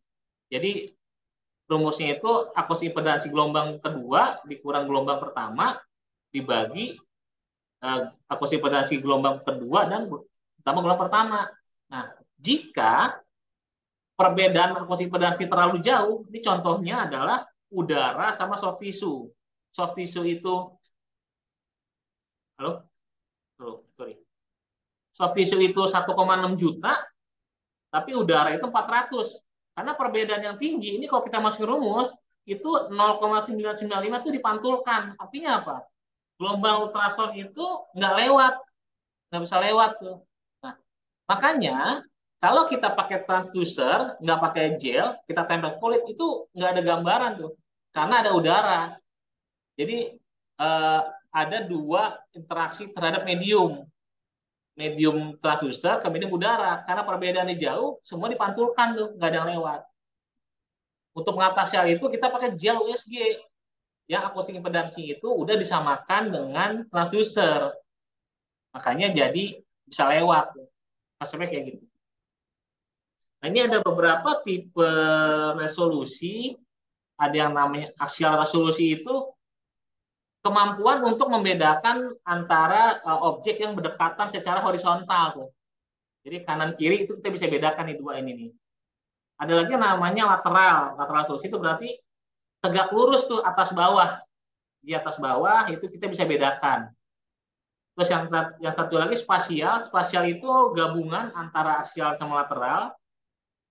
Dan yang terakhir itu temporal. Temporal itu frame rate sebenarnya waktunya. Makin rendah temporal resolusinya, frame rate itu makin kecil. Jadi agak nge-lag gambarannya. Nah, ini recapnya jadi frekuensi itu makin tinggi, itu gambar makin rendah penetrasinya, tapi resolusinya itu akan lebih meningkat. Sedangkan kalau misalnya frekuensinya rendah, dia akan makin dalam penetrasinya, tapi resolusinya itu makin rendah. Kenapa? Karena berhubungan sama atenuasi. frekuensi yang makin tinggi, atenuasinya itu makin rendah. Nah, jadi kalau kita pakai frekuensi yang sangat tinggi, itu langsung dilemahkan. Jadi nggak bisa ke dalam-dalam. Nah, kayak gitu tadi kita udah. Terus nih contohnya nih, kalau kita pakai 12 MHz, berarti kita pakai untuk yang resolusi tinggi, tapi penetrasinya itu rendah. Tapi kalau kita pakai yang 3 MHz, ini bisa dalam nih, tapi resolusinya itu nggak sebagus pakai yang 12 MHz. Oke, nah ini kita masih ada waktu sekitar 10 menit. Silakan kalau yang mau nanya, silakan. Ya, Pak, izin tanya, Pak. Sujono. Oke. Jiko. Ya, Sujono. Pak, maaf, Pak. Tadi Bapak bilang kalau misalkan kita ngeliat evolusi plera itu bisa lewat USG, Pak. Tapi Ya, kenapa bisa dong. kita harus menggunakan ronsen dulu, Pak? Maksudnya kan kalau USG orang itu nggak kena radiasi, orang Ya, itu nggak kena, pokoknya lebih lebih sehat lah ibaratnya ya, Pak, ya, daripada apa namanya X-ray. Dan juga kalau di USG itu kan lebih detail juga kelihatannya kan, Pak, ya, daripada USG lebih detail daripada X-ray. Tapi kenapa harus pakai X-ray duluan, Pak? oke. Sip, bagus bagus nih. Nah, eh, evolusi flora bisa pakai USG, bisa, bisa banget. Masih ingat nggak syarat minimal eh, cairan yang bisa kita cek kalau pakai pemeriksaan X-ray torak? Ingat nggak? Nggak Bisa ingat, Pak. nggak kalau cairan cuma sedikit gitu? Cairan dikit banget tuh. Kita pakai torak kelihatan nggak evolusi floranya? Dikit kelihatan sih, Pak. Enggak. Kalau Oh, dikit enggak. banget nggak kelihatan kok. Itu ada berapa? Oh, Makanya dan juga kan posisinya kan juga nggak bisa torak irek kan. Kalau cairannya banyak kan kita bisa pakai torak irek. Torak biasa kelihatan. Tapi kalau cairannya cuma sedikit, kita bisa pakai RLDK atau LLDK. Tapi juga tuh kalau dikit banget tuh nggak bisa. Terus kenapa nggak di USG aja? Balik lagi, USG itu dibanding torak, pemeriksaannya kan lebih mahal. Mungkin dari konsep kayak gitu. Nah, tapi kalau lebih detail, USG itu detail banget. Sekarang itu USG torak udah mulai dikembangkan, udah banyak tuh yang make. Selain ngelihat evosi flora, kita juga bisa ngelihat pneumotorak, bisa ngelihat juga ada emphysema juga kita bisa lihat, udem paru kita bisa lihat, COVID kita bisa lihat, cuma nempel transducer aja. Itu tinggal masalah preferensi dari si dokter pemeriksa. Dia mau ngarahin kemana sebenarnya. Kalau misalkan dia mau ngarahin ke WSI, udah kita bisa ngecek kok. Bahkan kita bisa ukur berapa cc tuh evolusi peleranya. Kebetulan saya juga ngerjain tuh di klinik atau di rumah sakit. Dan semakin kesini makin banyak dokter-dokter yang belajar USG. Karena saya kan juga sebagai trainer USG itu di pelatihan Puski. Nah, itu banyak tuh dokter umum, dokter bedah, dokter penyakit dalam. Mereka belajar itu. Buat apa? Buat mempermudah eh, diagnosa mereka sama pengobatan. Dan mungkin salah satu alasan kok nggak di USG ya, mungkin banyak yang belum bisa kok. Itu alasan klasik banget. Gitu. Kan belum belum nggak semua dokter bisa USG, nggak semua radiografer bisa USG. Tapi kalau radiolog ya pasti bisa USG lah. Tapi seberapa banyak sih komunitas radiolog di rumah sakit? Kan paling satu rumah sakit paling banyak sekitar 5 atau 10 lah. Itu kan masih gede banget tuh. Kalau sampai 10. Kalau rumah sakit kayak RSUD paling juga cuma satu atau dua maksimal. Nah, gitu. Itu sih paham, lebih Pak, paham. alasannya lebih nggak yang bisa itu nggak sebanyak ronsen gitu jadinya. Baik, Pak. Terima kasih, Pak. Ya, Po. Oke, ada lagi yang mau nanya kah? Kita masih ada waktu sekitar 5 menit ya.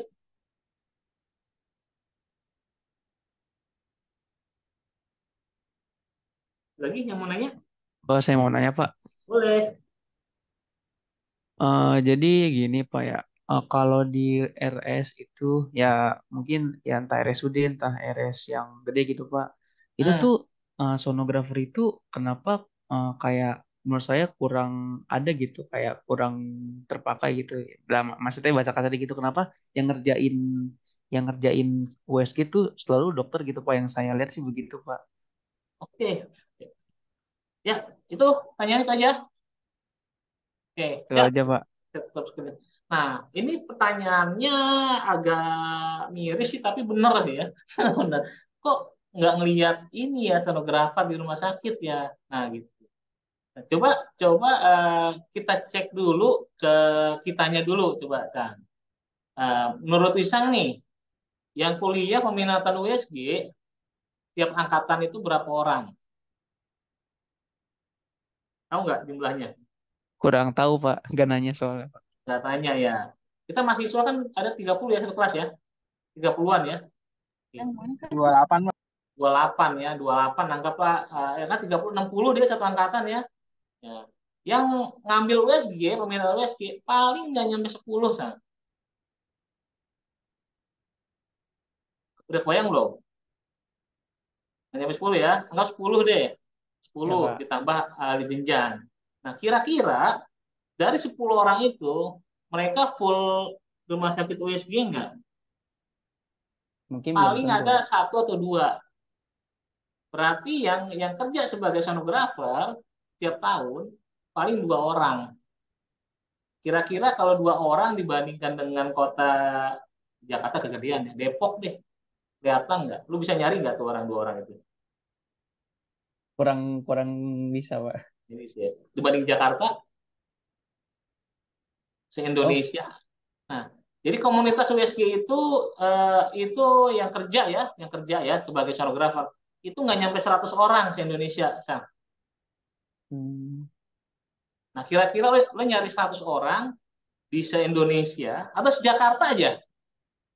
Padahal secara real itu nyebar tuh se-Indonesia. Itu susah, makanya kita begitu ke rumah sakit ini kok nggak ada, emang nggak ada, nggak ada tenaganya. Banyak tuh udah kerja di rumah sakit ini gitu. Yang ada itu kalau di Jakarta tuh ada di Harkit ada, di Darmais ada, rumah sakit jiwa Grogol tuh ada, mana lagi ya? Pasar Minggu ada, Pasar Minggu sama. Terus Jakarta ada klinik swasta banyak kan, klinik swasta banyak kan ke yang aplikan gitu. Freelance kayak gue itu eh, banyak freelance. Artinya apa? Memang belum banyak, belum banyak sang tenaganya. Oh, ini Cengkareng, Cengkareng ada tuh ya, Cengkareng. Pak, Emang belum banyak. Ya gimana sang? eh, berarti kesimpulannya itu tergantung ke mahasiswa juga ya yang minatnya. Misalkan Iya, pun iya, benar. kayak dia dia mahasiswa yang kayak emang emang dia ngambil peminatan USG gitu. Dia pasti Heeh. kalau misalkan ditempati di rumah sakit dimanapun bisa di USG gitu, Pak. Iya, Karena emang kompetensinya dia bukan karena dari rumah sakitnya gitu, Pak. iya benar. Jadi Oh USG gitu, itu Pak. sesuatu yang unik gitu. Kalian kalau misalkan contoh nih, misalkan kalian ngambil CT scan ya, pemilihan CT scan misalkan. Nah, terus di rumah sakit bisa nggak pegang USG, masa USG? Bisa nggak kira-kira? Enggak, Pak. Nggak bisa. Kenapa? Karena emang USG di kalau yang saya tahu ya kalau di kampus belajarnya cuma dasar aja, Pak. Bukan. Kan kamu kan CT scan. Kalau di kampus sudah sampai advance, jangan salah. Kalau misalkan yang peminatan USG ya, ini kita ngomong peminatan USG ya, itu yang tapi kalau misalkan eh, kamu CT scan kan nggak diajarin tuh ya, nggak diajarin sampai mahir tuh. Emang capaian program itu kan cuma bisa menjelaskan, nggak bisa sampai melakukan. Nah, itu saat di rumah sakit, kamu juga nggak akan ada yang ngajarin, gitu. Tapi kalau dibalik nih, Sang, kamu D4-nya USG nih, Sang. Bisa nggak ngerjain CT scan di rumah sakit? Bisa Kalau nggak? D4, Pak. Ya D4, D3, D4, name lah. Kamu Eh, USG nih, anggap D4 USG. ya, Terus di Pak. rumah sakit, boleh nggak ngerjain CT scan? Kalau dibawain boleh kali, Pak, karena saya kan itu kompetisi radiografer juga CT scan, Pak. Iya, benar. Jawabannya boleh ya. Karena apa? Kalaupun kamu nggak bisa, akan diajarin sama senior. Gitu. Ya, hari ini mau nanya apa hari ini? Hari ini, silakan. Enggak, Pak. Enggak jadi. Oh enggak. Oh, enggak. Oke. Nah kayak gitu. Jadi emang gitu. Jadi kenyataannya memang uh, kenapa saya semangat? Karena juga peluangnya gede banget. Peluang gede itu ya masih jarang ya.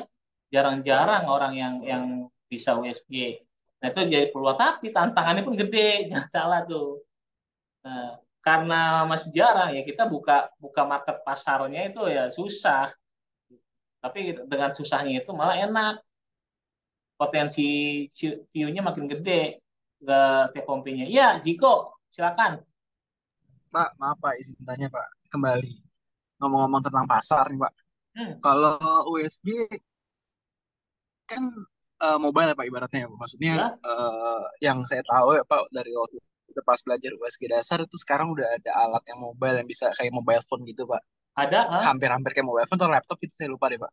Nah, ah, itu buat kesempatan kita untuk kita buka jasa gitu loh Pak. Maksudnya kalau misalkan bisa, lu mau uh, uh, MCU atau iya, mau bisa apa kok gitu jawabannya kok. panggil aja sini nanti tinggal begitu masuk.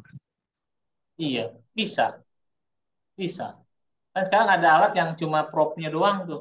Jadi propnya doang, dia nggak usah nyebut merek ya. Nah, itu harganya itu nggak mahal juga tuh, paling masih sekitar 120-an lah. Nah, itu ada tuh langsung kita cuma langsung di pairing ke HP atau ke iPad atau ke apalah gitu ya, Android Tab gitu. Itu bisa kita pakai langsung. Dan itu bagus ke resolusinya.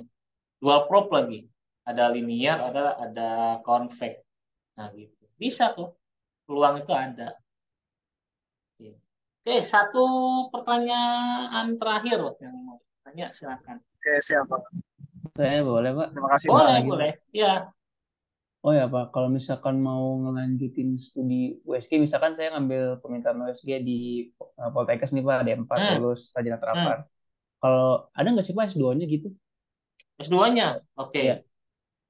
Kalau kalau di Indonesia untuk S2 yang sejalur sama USG itu belum ada. S2 sejalur USG ya keywordnya ya. Tapi kalau kamu lanjut S2 yang nggak sejalur USG itu banyak. Saya kan nggak sejalur S2-nya. Saya kan ke teknik. Biasanya grad saya MT, anak teknik saya tuh. Teknik Teknik apa? elektro. Oh, Iya. elektro, Pak. Iya. Kalau saya lebih ke biomedical engineering kok saya. Ada Kalau juga kayak yang Bugando itu apa, Pak? Bugando enggak, itu SKM itu main kes. Teknik itu. Oh, Nah, terus ada juga yang di Semarang nih, tapi apa namanya S2 terapan, terapan radiologi, tapi lebih ke masih umum sih. Kalau mau USG ya ke luar negeri banyak gitu. Peluangnya luas banget ya. itu kayak ada beasiswanya gitu nggak, Pak, kalau keluar negeri gitu? Ada. Pernah dengar LPDP nggak? Enggak, Pak. Cari LPDP. Nah, itu cari. Itu ada beasiswa itu. Tapi kalau di luar kayak ada emang S2 sonografer gitu, Pak, Pak. Enggak. Ada, ada. S2 Oh, sonografer tuh ada di luar. di mana, Pak, yang paling dekat, Pak? Di Monash ada Monash University di Oh, Aussie. Australia. Iya. Aussie, Monash ada ada ke King College ke Inggris ada di Vision Malaysia nggak ada di ini. Singapura ada. Di US ada nggak pakai MIT Oh gitu? ada. US ada banyak mbahnya di sana. Oke, Pak, baik, Pak. Terima Oke, kasih. siap. Terima kasih ya. Udah ini materi itu semoga bisa dimengerti. Kalau misalkan ada pertanyaan, jangan sungkan buat ibu saya. Boleh chat, boleh email, boleh DM, apalah itu bebas ya. Oke, mari kita akhiri pertemuan ini dengan baca hamdalah. Alhamdulillahirrahmanirrahim. Kita ketemu lagi di materi berikutnya. Assalamualaikum warahmatullahi wabarakatuh. Oke, hati di jalan bagi yang nyetir. Waalaikumsalam. Terima kasih Makasih ya, Pak Pak. Wahyu. Ya, sama-sama. Pak Wahyu. Ya.